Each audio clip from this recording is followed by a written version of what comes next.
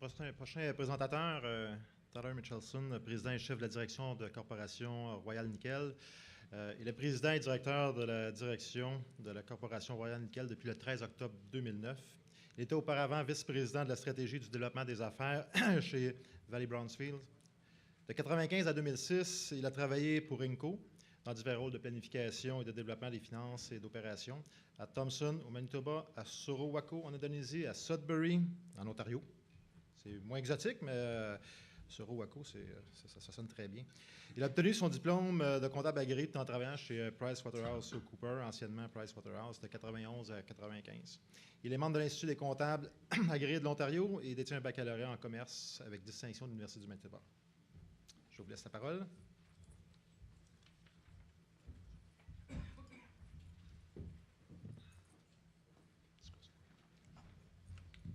That's the laser. Yeah, this is to forward, backward, and the laser. It's the big huge button there. Get something bigger? Well, it's, you can't steal it. Good afternoon, and thank you very much for coming out today and giving me the opportunity to talk about what we see as probably one of the best kept secrets in the commodity world today, which is the nickel market.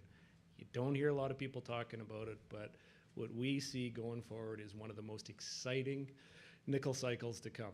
You know, 2005 to 7, we saw nickel go from $5 all the way up to $20 a pound. The world was on fire, and nickel could have kept going from there. We see that same kind of market coming again, and it's all based on the fundamentals of what's happening out there today, and we see great opportunities going forward. So with that, just the forward-looking statements again. So let's start. So why do we think the next nickel cycle is going to be the most exciting?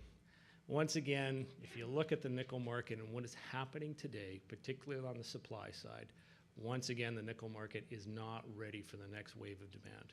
It's done it over and over again, and I'll show it on some slides. We are not ready from a supply perspective. The project cupboard, we've got a lot of projects coming on in the next 2 to 3 years, developed in 05, 6, and 7. They're coming online. These projects have been found, developed over the last 100 years. The supply pipeline is just not there to be able to meet the demand.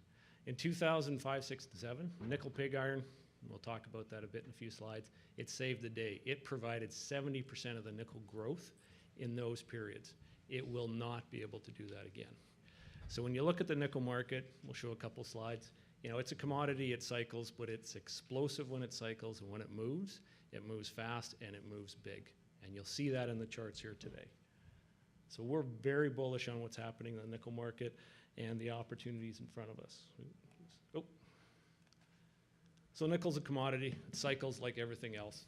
We just went back and decided let's take a look at a little bit of history here to see where the market's going, a little bit of historical analysis. So starting back in 2001, you can see troughs, peaks as you go through. This was the big spike up to $24 a pound, dropped all the way down to $5, came back in 2011 to around $13 a pound. And now we've been bottoming out. I think our thought right now is we're probably pretty close to a trough. Nickel price is around $7.50. It's a fundamental number for us going forward and the nickel industry going forward is that trough is going much, much higher. As you can see it moving forward like this, the reason it's going higher is a fundamental cost structure issue. It's probably not just in the nickel industry, but across metals in general. Energy prices are going up, grades are going down, costs are going up across the board. So this could be the trough. And it's interesting looking at history, try to understand a little bit about what happens in the cycles. So if you go back and look at the nickel industry, it's a bit unique. Every single trough that's occurred outside of 1987 and 93, which were pretty close to the fourth quarter, every single trough has happened in the fourth quarter. It's a fundamental premise of kind of the nickel industry being supported by stainless steel as your primary customer. Stainless steel is slow in the third quarter, and if you have unfavorable economic outlooks going into the next year, the fourth quarter generally is the worst quarter. So I guess the question is, looking at this, is Q4 2012 the next trough and the next bottom? And so if it is, what happens? So typically, as you saw in that chart, nickel cycles. So from a nickel hitting the trough to the next peak, it ranges depending on which year and which cycle year, and anywhere from about 18 months all the way up to 24 to 30 months. So that's the kind of range from the trough when you hit it to the next peak that comes through. So that gives you a bit of a sense of the time frame that we're talking about here. So what happens when it goes from the trough to the peak? As I said, nickel is explosive. So if you look at the chart on the left here, the orange bars, we kind of said, okay, pre-China, what happens? So from that trough price to the next peak, the nickel price, the low one here has gone up 84%. In the 80s, you had a 600% increase in the nickel price from the trough to the peak. And that's how explosive this is. And it happens in 14 to 24 months. And even post-China, with a lot of things happening there, you got 200 to 300% increases in the nickel price from that trough price to the peak again. So looking at that, if you believe the same truth, and history is going to repeat itself, if we are in the trough, Q4, nickel price is around $7. Let's say that's the trough for now. And if things follow those same trends, anywhere, nickel price is increasing from anywhere from 200 to 600%, and you follow that same timeline, you should see nickel prices somewhere between $18 to $28 a pound, and somewhere, in 2014 or 15. So this is when we look at just historical analysis and the cycle analysis that's out there, we get pretty excited about this. Now, I may not have convinced all of you based on a historical analysis that this is what's going to happen in the market. Sometime history is not the best indicator of the future. But in this case on nickel, in the next few slides I'll go through, really says the fundamentals behind the nickel market right now will support this theory going forward. So why do we believe it? Start with demand. Every commodity market or every base metal for sure will talk about China and China and China and China when it comes to demand.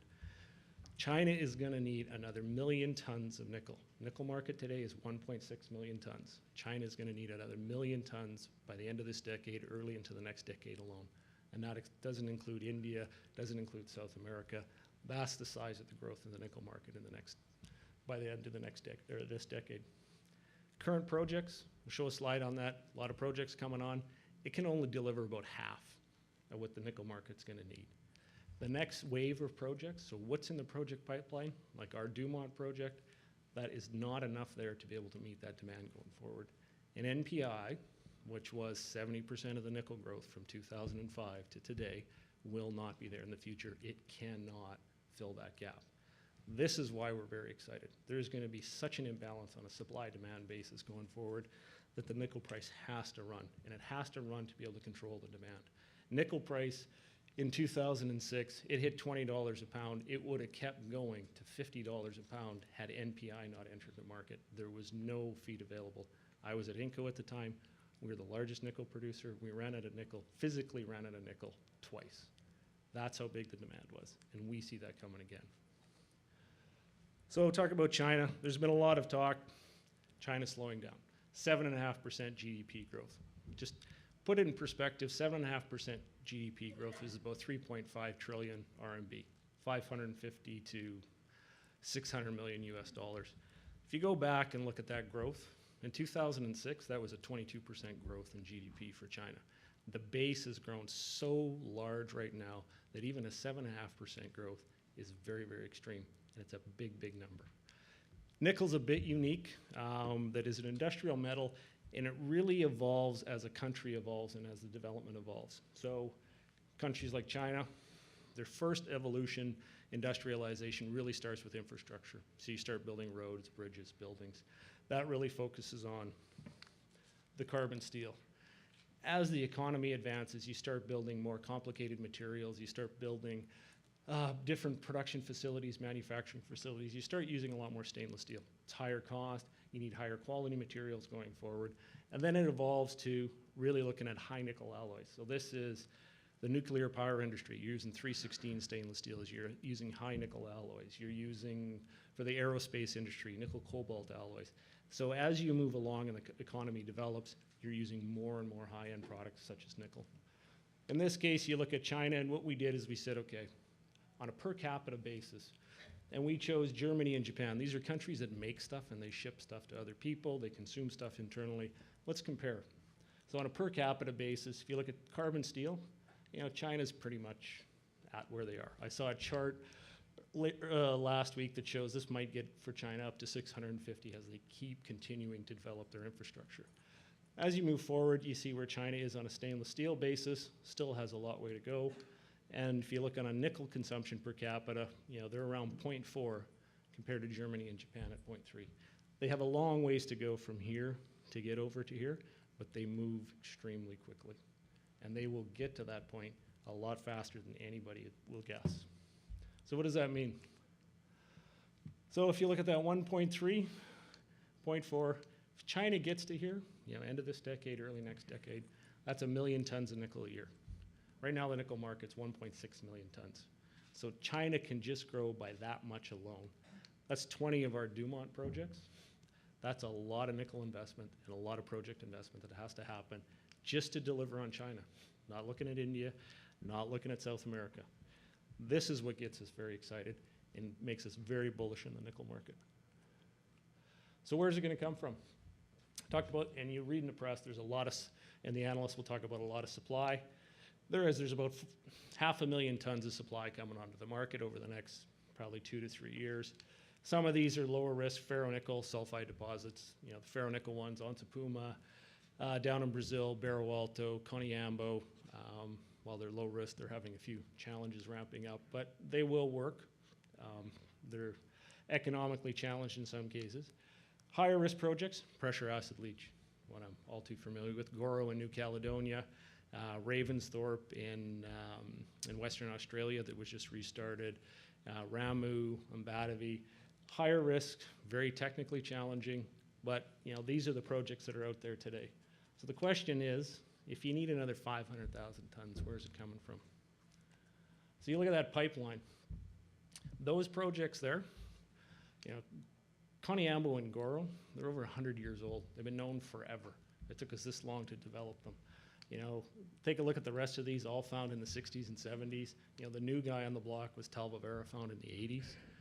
All of the projects that are being developed today have been around forever. We call it cleaning out the cupboard. We're bringing all of that production onto the market right now. So what's left? If you look at, nickel exploration, particularly sulfide nickel exploration, hasn't been all that successful. You look at Voisey's Bay, you heard about that today. Someone was looking for diamonds when they found that one. Kabanga, someone was looking for gold. Enterprise, First Quantum's deposit, they were looking for copper, came up with Enterprise. You did hear about one today, the Anglo property. I think that was probably the first nickel property that's been discovered when someone was actually looking for nickel. There's not a lot of sulfide projects that have been found, and the development timelines, depending on where you are very long for these projects. Laterites, these are all the laterite, the favored sons. There hasn't been a new high-grade laterite discovery in years, and nobody is really exploring for laterites right now. The technology for a ferronickel, fairly simple. Capital costs for a ferronickel and the power costs for ferronickel aren't fairly simple. You've got $5 to $6 billion to bring these projects in.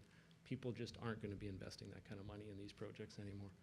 So you look at that supply balance. Where are you going to get the next nickel? There we go. So you're going to do more HPALs? $6 billion for Goro, $6.5 billion for Mbatavi. Ferronickel operations, maybe. You need power for those ones. NPI we'll talk about. And, is there sulfides? So if you look back to 2001, say we're transport back, what was the project pipeline at that time? We had over 500,000 tons in the project pipeline. You had some sulfide projects in there with Voisey's Bay, Talvivera. Both of those have come online. Your favorite ferronickel projects, all of those are coming online. These ones are in the mix. The only one that wasn't developed was Weda Bay. If you look at today, so in a 5-year horizon, which projects are advanced far enough that actually could come into production? We got 100,000 tons. And that's us, Enterprise, Kabanga, Weda Bay, HPAL laterite. That's all that's in the pipeline right now. So remember, you had 500,000 tons that we had to find, and you got 100,000 tons in the pipeline. There's just no supply there. The nickel market is going to have to run. The price is going to have to go up to balance this. The other thing that's going to have a big have to go up to balance this. The other thing that's going to have a big impact, a lot of the nickel mines, Sudbury Basin, Thompson, Raglan, all the grades are coming down. You know, if you look at the blue line here, which is sulfides, take a look at 2011 to 2016. That grade decrease is the equivalent of about 100,000 tons of nickel. So that 100,000 tons of project pipeline that we talked about, all it's going to do is replace that. You have no nickel in the pipeline coming forward. Big difference back in 2005 and 6 was nickel pig iron. And nickel pig iron actually isn't all that new. The Japanese started nickel pig iron back in the 60s. And all nickel pig iron is, it's ferronickel. They started bringing in ore from New Caledonia. It was 12% of the nickel market in 1970, and it stayed flat. They ran out of ore. Well, they ran out of the high-grade ore. They ran out of power in the country, and now it represents about 4.5% of the market. It didn't grow. So this isn't new, but they also picked the eyes out of the best ore bodies that were around the world in the 60s and 70s. So NPI, as I said, NPI was a huge, huge influence in 2005, 6, and 7. It supplied 71% of the nickel market. Had this not been there, the nickel price would have went to $50, $60 a pound. It would have been crazy. So big thing, a lot of this nickel, probably 2/3 of it, came from Indonesia. NPI gets ore from Indonesia, Philippines, some from New Caledonia, mostly Indonesia. Ship that into China and you produce NPI. In May, the Indonesian government decided thou shalt not ship ore out of the country anymore without a 20% export duty. And we are going to control the volume that goes out of the country. And by 2014, I want processing inside the country or you will not ship any ore. So they've taken that huge, huge ore supply that fed the nickel pig iron market through 2005, 6, and 7. And they said, no, you're going to keep it in the country. And if you are going to ship it out, it's going to cost you a lot more to ship it out.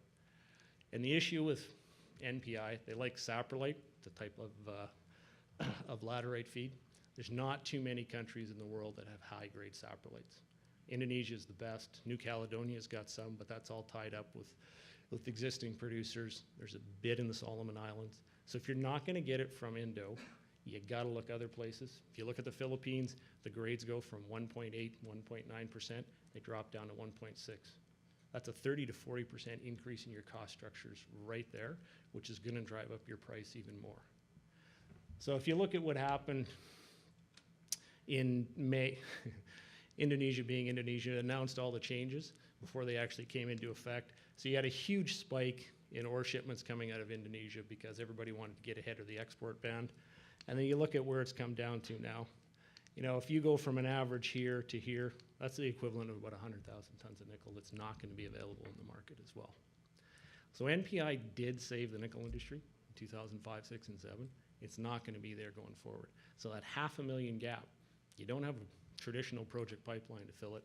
You don't get it from NPI anymore. So what are you going to do? You got 1 million tons, and that's just China coming onto the market. You know, you've got other large scale. We had Wheaton Bay on there. Wheaton Bay is a large scale 60,000 ton HPAL plant. That is in a remote location. It's going to be $6 or $7 billion, challenging environment. Do people really want to invest in that? That doesn't give you a huge opportunity to fill the cupboard again. You know, there's very few projects. You know, we showed 100,000 tons on the list.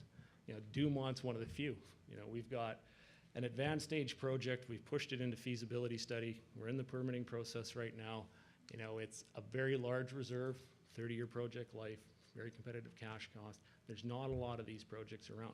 We're fortunate, you know, where we are in the Abitibi, we have road, we have rail, we have power close by, we have water close by.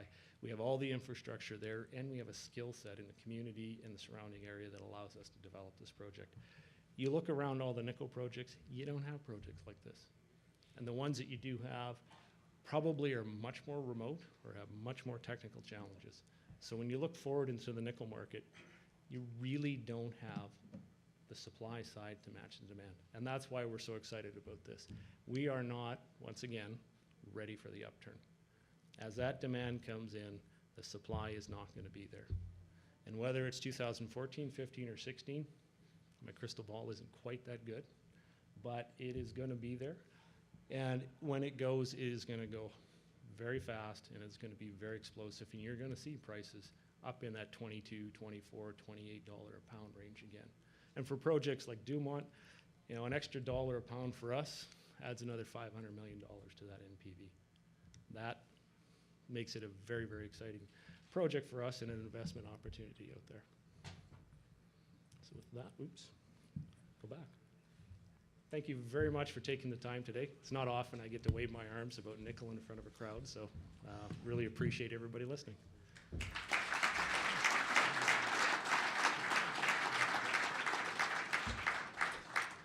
Merci. Je suis heureux de voir que personne n'a quitté la salle ou pris son cellulaire pour appeler son courtier. On va pouvoir faire ça plus tard avec toutes ces bonnes nouvelles-là. Est-ce qu'il y aurait une question dans la salle? Personne? J'aurais une question.